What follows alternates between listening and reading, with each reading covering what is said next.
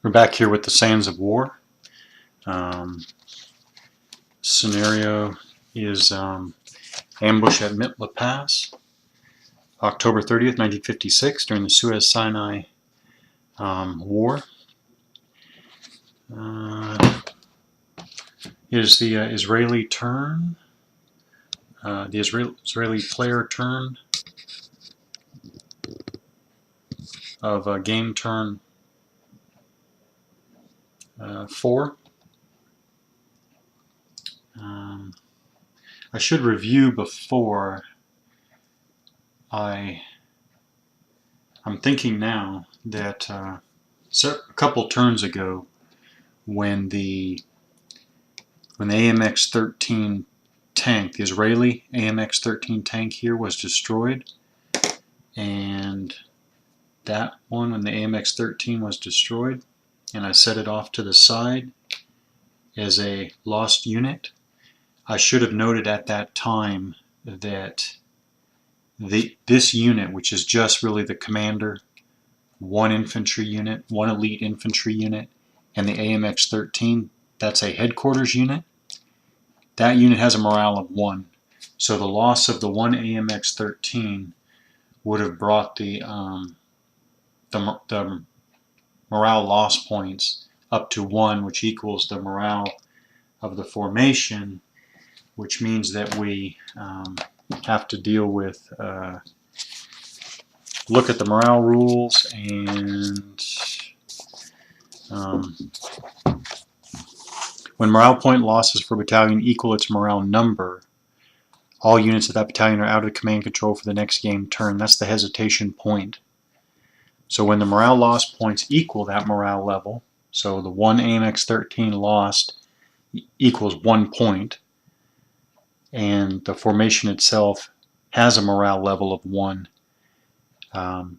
that formation, that headquarters formation, has hit its hesitation point. So bottom line is, and I'm not going to reverse anything, but when the commander unit and the infantry tried to move away from the Egyptians immediately after destruction of AMX-13, they actually would have been, because they hit their hesitation point, they should have actually paused there for a full turn. Or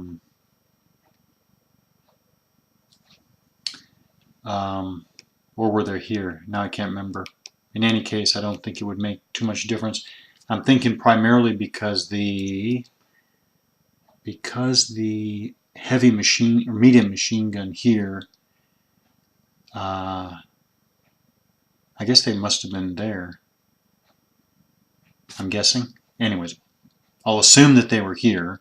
That may be wrong assumption, but I'll assume that they were here, in which case the medium machine gun would have always been blocked by the burning AMX-13. So because of that, I don't think that the unit would have been in too much danger for a full turn, but that in any case is how you do hesitation points, and that can be, thinking about it, this is a small unit, small headquarters unit, not a big deal, but I can see how a larger formation that hits its hesitation point and is out of command for a full game turn, I can see how that could be pretty significant in effect. So really that's the only thing to go over from before. So this is the Israeli turn, game turn of, or player turn, Israeli player turn of game turn 4. I don't think there's anything to do at the start of this turn for the Israelis, so we go to the command phase.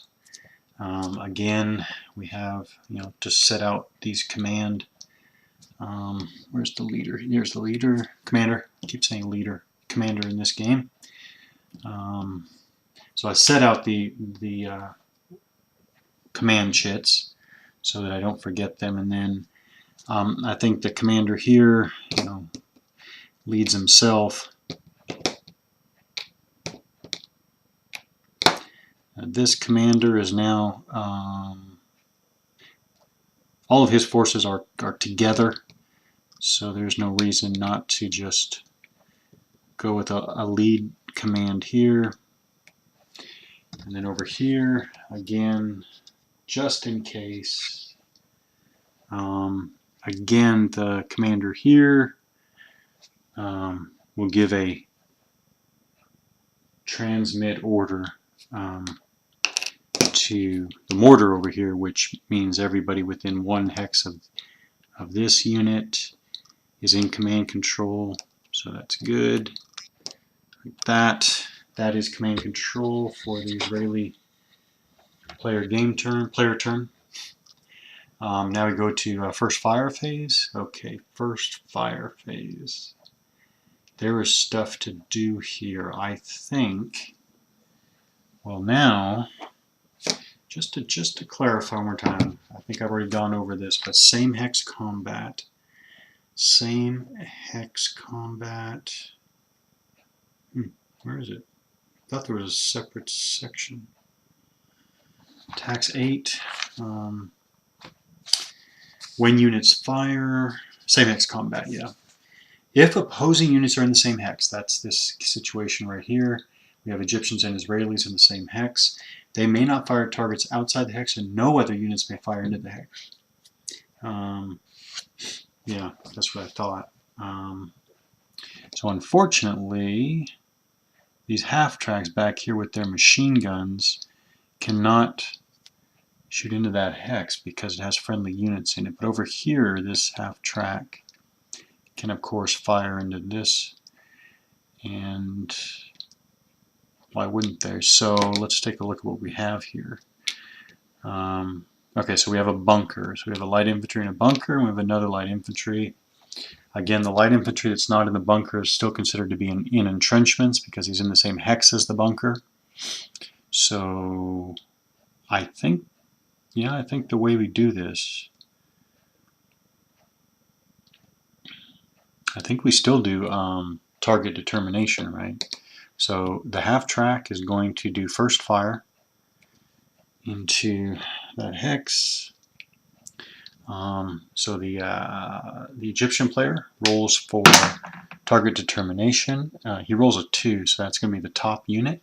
So the unit in the entrenchment. So entrenchment for direct fire. Looking at the terrain effects chart, we find entrenchment right there. We go across to the column. Column up here says combat effects. There's a column for direct fire. Go down there, it says +3 def or +3 defense. So basically the infantry unit there, which has a defense value of 3, we're going to add 3 to it for being entrenchments for 6. Come over here to the half track. The half track has 2 P, just in case. Well, we are going over all this stuff in more detail, so we will look up P. It says counter symbols and abbreviations, pretty important. There's a P. It says, these are all the codes for the attack factors. It says P after attack factor. That's our case, right? It says 2P. So P after attack factor, any personnel rounds may not attack AFVs. That's fine. We're attacking troop units, so no issue there. So it has 2 direct gunfire factor at a range of 2. So he's firing at 1 away. That is 1/2 or less. 1/2 or less. So we double the firepower. So the gunfire factor 2 is doubled for being at 1 hex range. So it's 4. 4 against 6. 4 against 6 is 1 to 2. Is 1 to 2 on the execute on the 1 to 2 column. 1 to 2 column. So the Israeli rolls for his machine gun mounted half track there. Oh, he rolls a devastating 1, but that's still, if you look at 1 on 1 to 2 column, that's still, it says DP, that would damage a vehicle, or it pins a troop unit. So, Cat's going to pin and flip him over. He's pinned, and that is the attack.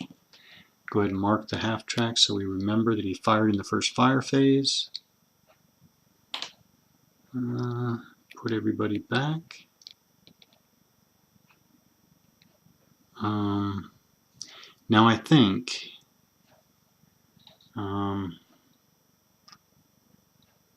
if these infantry use first fire, then they can still move in.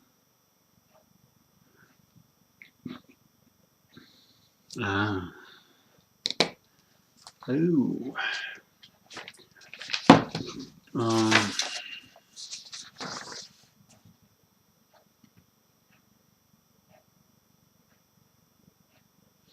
I guess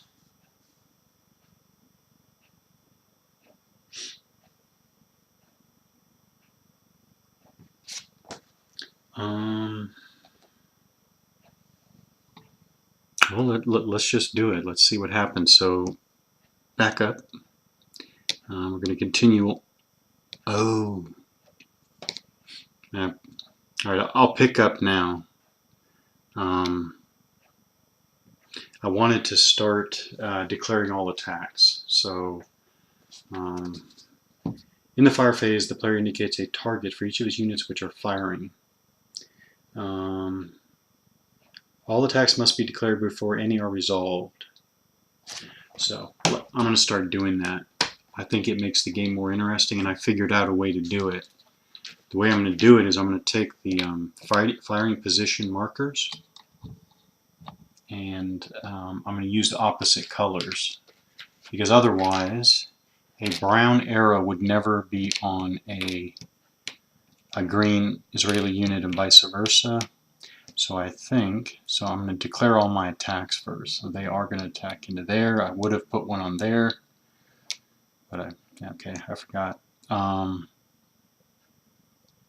All fires, and then see, actually that is all the fire. So actually that wasn't that hard. But I will use these use the firing position markers as arrow markers to indicate direction of fire, indicate my attacks before any are executed. So now I would go to this one. I have 2 elite infantry. So I was going to conduct 2 direct fire attacks at normal range.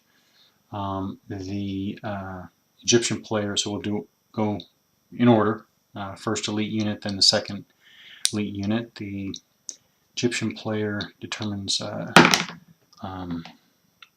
target. So 2 means it's the top unit. And I think I do this. Does it matter? I'm not sure it really matters, but let's do the first one. So the elite unit, but I guess it would. I mean, I guess that he is pinned. Oh yeah, I know it. He's pinned, but it doesn't change his defense factor. That's what it is. So yes, he is pinned, but he still has a defense of 6. So the elite infantry is firing at just 3. So he has a gunfire factor of 3. His normal range is 1. So he's firing at normal range. So it's 3 against 6, 1 to 2. Oh, still 1 to 2. Still 1 to 2. Alright, so you can see. Yeah, see he rolls a 9. Way miss. Alright, and then the Egyptian player rolls a 2 again, so it's still the top unit. So the top unit has taken all 3 attacks. There we go. And the Israelis roll another 1. Or they roll a 1. That's a second pin. Second pin, same unit. The Egyptian unit is killed. So the first hit pins it, second hit kills it. And then I note that the Egyptian formation has a morale of 4. So we just in our mind we note that There's 1 point towards that 4. And when the unit hits its hesitation point. So that attack is done. The light infantry in the bunker is still going strong. Those are all Israeli first attacks. So we do want to keep the markers on there because they would not normally, under normal conditions, they would not be able to do final fire. Okay, so, but it has no bearing on movement. So now we go like this. Now okay, so here's my question. These are 200 meter hexes, or are they 250? They're at least 200.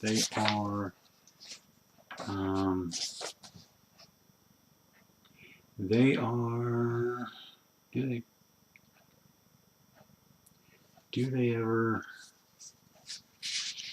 determine 250 meters? 250 meters. All right, so these are 250 meter hexes. These two elite infantry have fired, but because they fired in first fire, it has no bearing. They can move. They want to move into the same hex as the bunker because they want to get in and do the same hex, or assault combat actually, assault fire. Assault fire during the final fire phase. The Egyptian infantry is in the bunker and in firing position. So, and in firing position. So, the question is, firing position. So it's the Israeli movement phase. The Egyptian players eligible for reaction fire. The question is, does the Egyptian unit in this game, the Sands of War, does he fire at the elite infantry in the hex that they start moving in? Or do they only have the option to fire after they've entered the hex? Now, of course, why would it matter? I'm not sure that it would matter exactly, but the wording in the rules make me wonder, basically, bottom line. I probably should have exposed all my orders, but we knew what they were.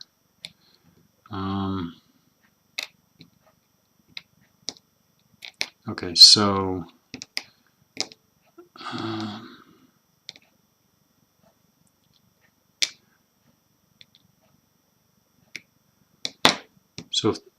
if the Egyptians hold their fire, if they hold their fire, they can get double firepower.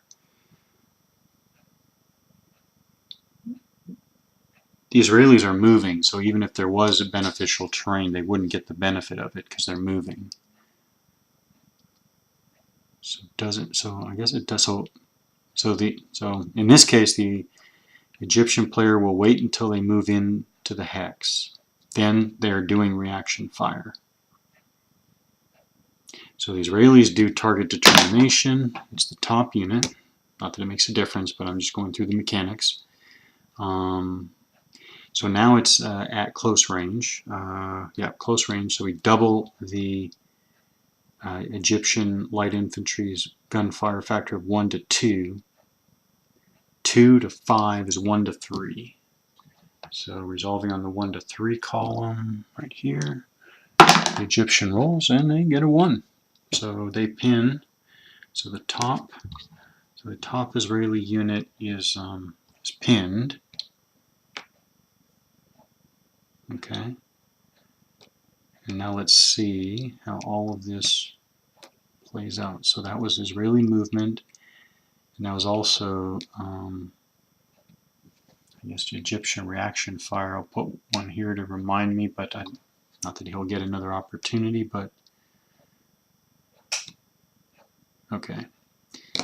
And now we continue on, still the Israeli movement phase. So why would these guys not simply move in? Oh, there is only one more. Well, he's going to move in. He moves in. There is no reaction fire on the Egyptians' part. Oh, man.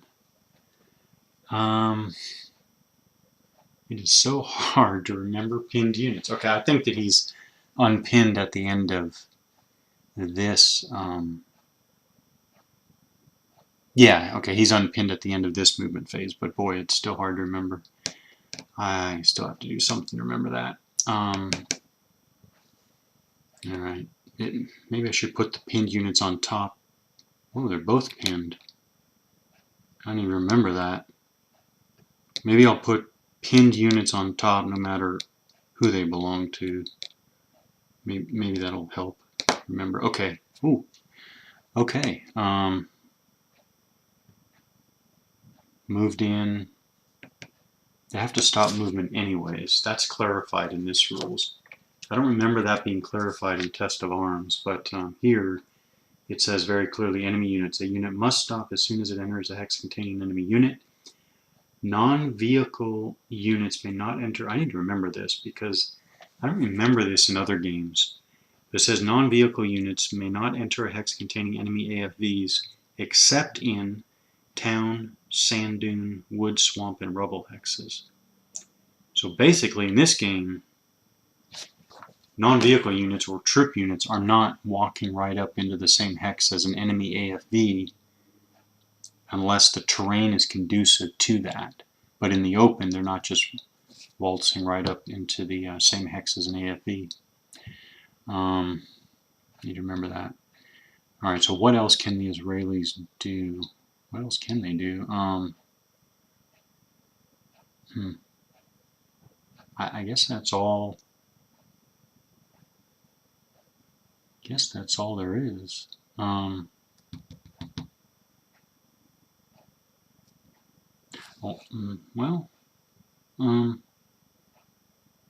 I guess they could get these half tracks in action. Well,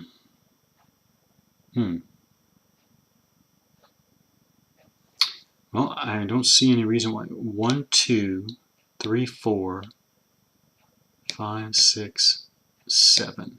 So I don't see any reason why these 3 half tracks can't reposition over here.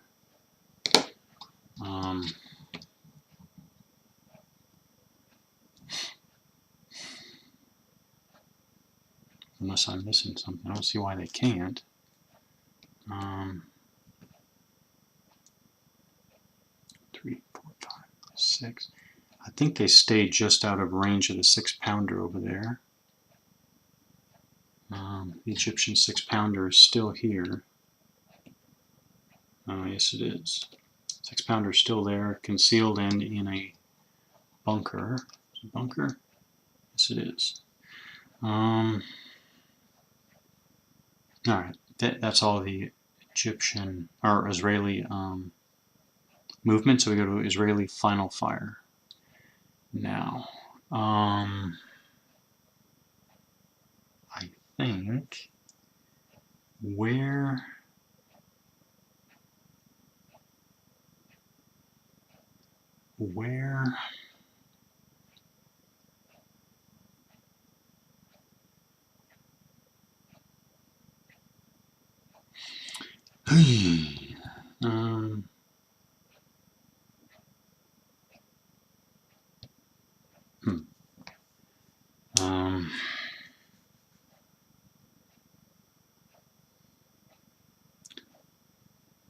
so I missed an opportunity. I probably should have moved this leader in his jeep. Commander. Move this commander in his jeep to a position where he could observe better for the mortar off to the east. Oh well. Okay, we'll just go with straight final fire.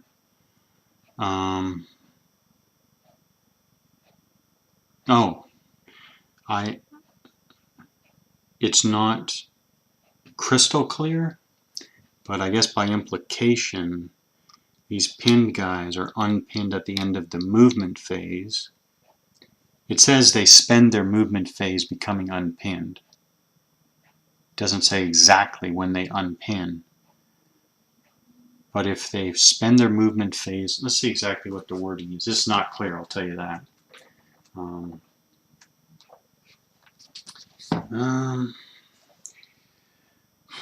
It must spend its next movement phase becoming unpinned, which counts as movement for purposes of the final fire phase. That is fine. That's fine, except that he's still in the same hex. He's infantry, he's in the same hex as enemy units, so if they unpin, then they're eligible to go right into assault fire, which I guess is the way it is. So this is probably going to be pretty devastating. So we have three Israeli elite infantry units. It's now close range, so their direct fire, their gun attack factor is doubled. So each of them is firing 6 factors. The Egyptian light infantry has a defensive factor of 3, so each of them is firing at 2 to 1.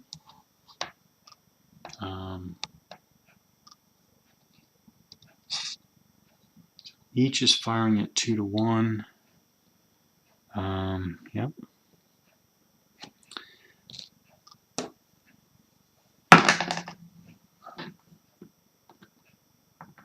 A 5 is a pin. The Egyptian unit is pinned. Another 5. That's another pin. He's destroyed. That didn't last long. The Egyptian infantry did not last long. So that was assault fire. Let me just double check. I think all that was correct though.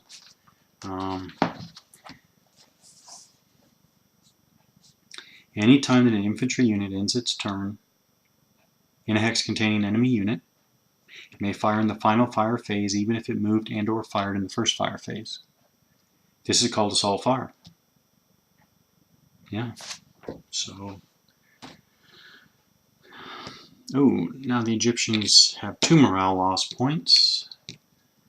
So their current morale is dropped down to 2.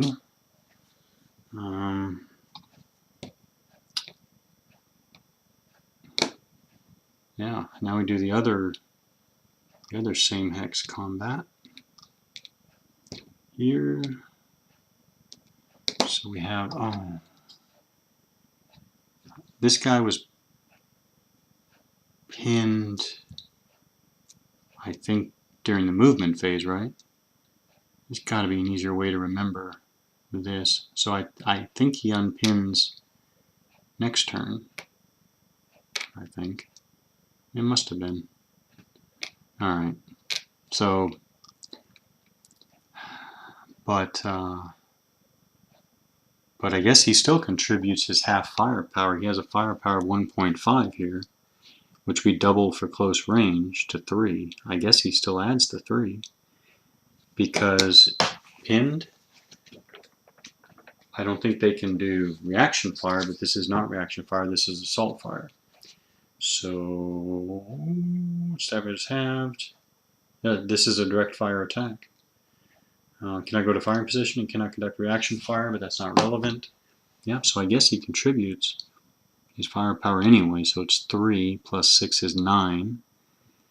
Okay, 9 against the Egyptian light infantry, 3 plus what for the bunker? The bunker adds 5. Yes, 5. Yep.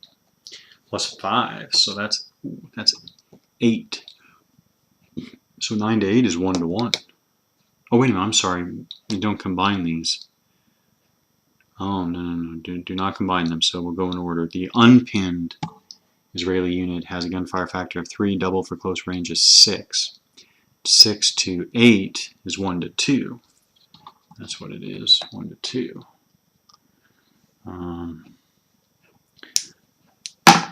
So he still rolls a 3 though, so that pins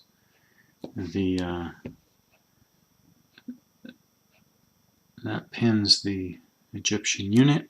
So I flip him over, and then the pinned Israeli unit fires 1.5 double to 3. 3 to 8 is 1 to 3. Right? So that's the 1 to 3 column. And he rolls a 7. So that's no effect. So he rolled a 7. 7 1 to 3 is no effect. So wow, he actually just survives with just a pin. Um, So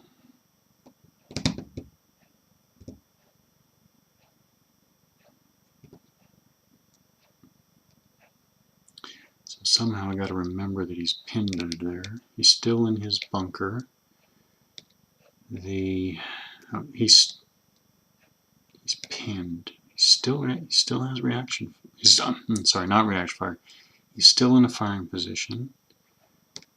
And the Israelis are on. Put them on top. The light infantry is still pinned, I guess. So that's the Israeli final fire. I'm going to skip the, what do you call it, the mortar this turn. So now we go to the Egyptian player turn. The Egyptian still has the meteor, right? The meteor expended his bombing factor, but he still has that strafing factor of 1. And actually, that stack is looking very enticing as a target. So we will roll for the arrival of that meteor. Very close. Rolled a 3, but he needs a 1 or a 2, right? 1 or 2, I think.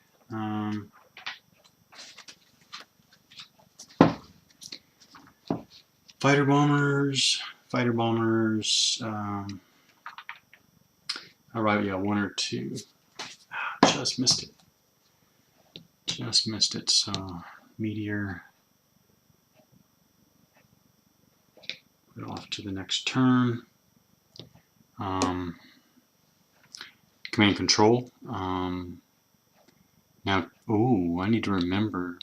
Okay. Okay, this I need to remember this. Command control loss penalties. Need to pay attention. May not recover from a pin result. So that could get significant. So it's not. I mean, the rules make it sound like it's automatic recovery. It isn't actually automatic recovery. So, for example, that's interesting. So, this is Egyptian command control. Remember, we have the pinned Egyptian unit here in the bunker. So, I think the way this works is, I can move the Israeli. So I think that the one Egyptian commander is right here. There he is. He can see, he has line of sight to this stack here. And I think the way he can do it is he can do a transmit order to this unit, which then puts all these guys in command control, which allows him to recover. I think that's the way all that works. So that's command control. Yeah. And then we go to direct first fire. First fire. So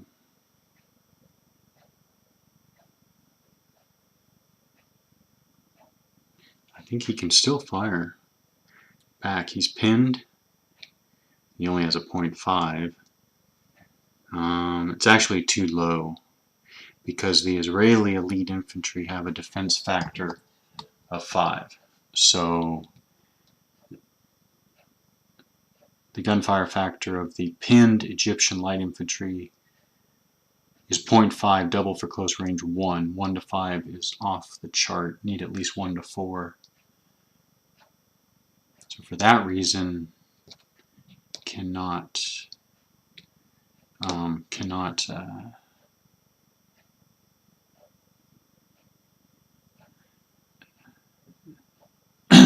they can't fire.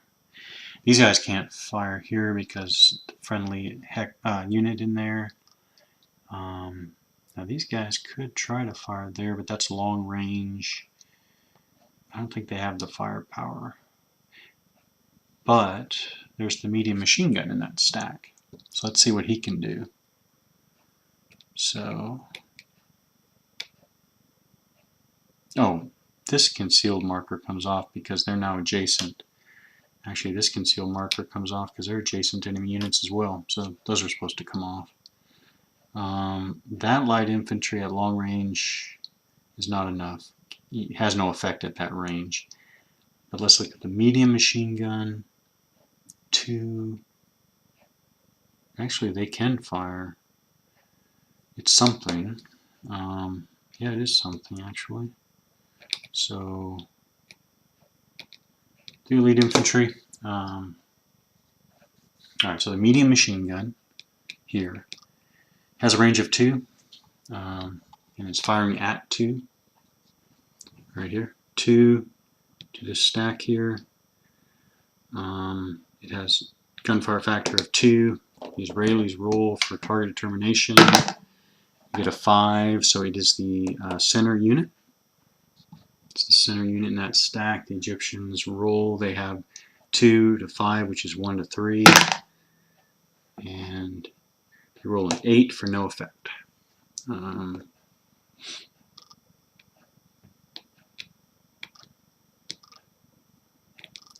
8 for no effect. Guess put that on the side there. And I'll put that as a reminder that the medium machine gun fired in first fire phase. 1,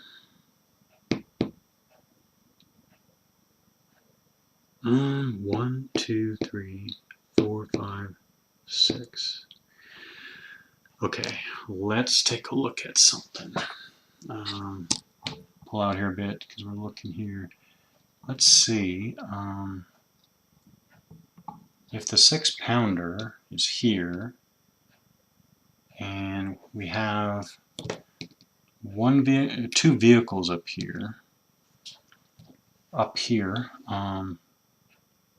Actually, it looks like they're at the exact same elevation.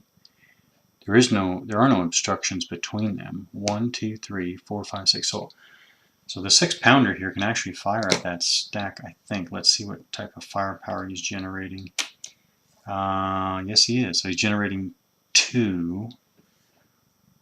So he can actually do damage against... Yeah, he can.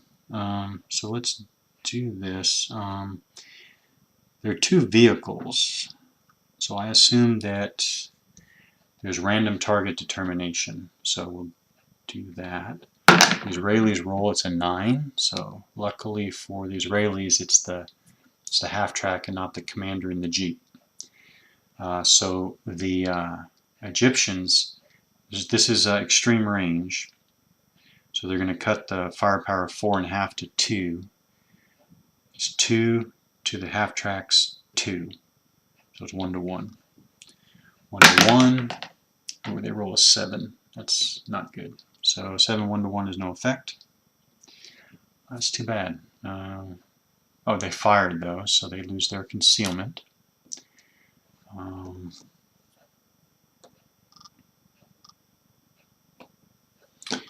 put a marker on behind them to remind me that the 6-pounder fired. Yeah. So that will be the extent of the Egyptian first fire? Yeah, first fire. Now we go to movement. And Egyptians aren't going to move anything. So at the end of the movement phase, I think that the Egyptian light infantry here is unpinned. I finally remembered in time when I was supposed to.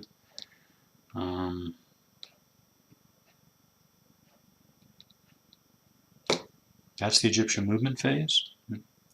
Now we go to the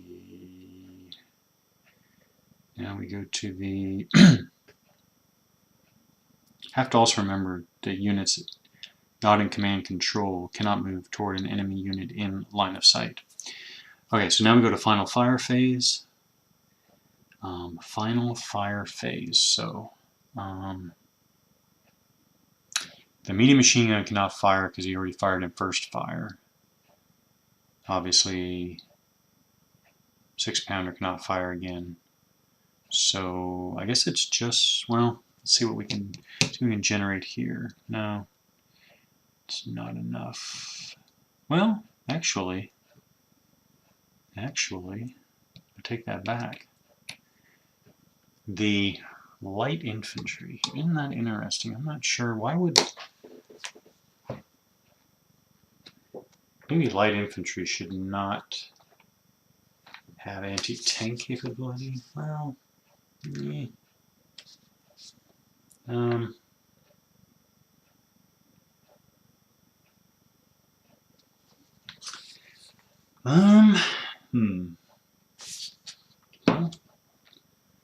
alright, I don't see anything separate, so the light infantry has a gunfire factor of 1 to a normal range of 1, so this is extreme range. So it's 1 to 4, right? Because the 1 is cut in half to 1/2. The armor of the half track is 2. 1/2 to 2 is 1 to 4, which is actually a 10% chance of damaging a vehicle. And why would they not take that shot? I think they would. So the Israelis do target determination. They roll a 10, so they re-roll 5. So it's the middle half track. And it's 1 to 4. Yeah, 4, no effect.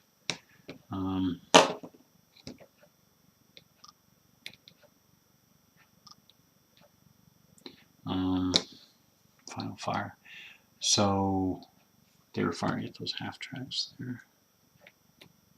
So now I think it's just the same hex combat. So let's see what we got here. So the Israelis have a pinned unit and an unpinned unit.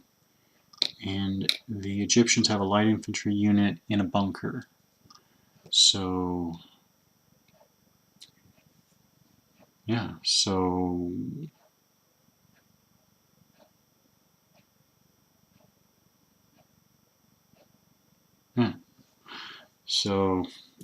Israeli target determination 6, so it's the bottom unit. And now the Egyptian light infantry has 1. Close range is double to 2. 2 to 5 is still 1 to 3. Rolled a 2, so he's pinned. So now both of the Israeli units are pinned. Put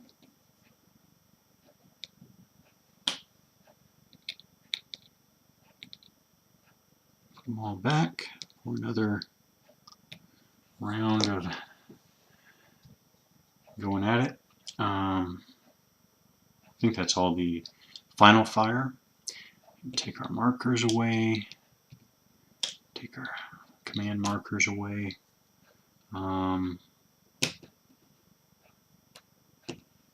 That is the end of the Egyptian phase. Actually, I forgot to roll for the burning. Right.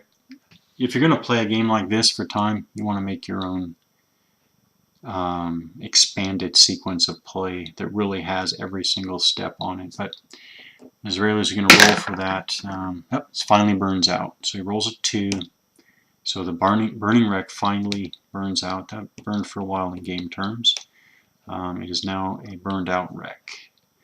And it is now no longer a line of sight obstacle. I think that is it for turn 4.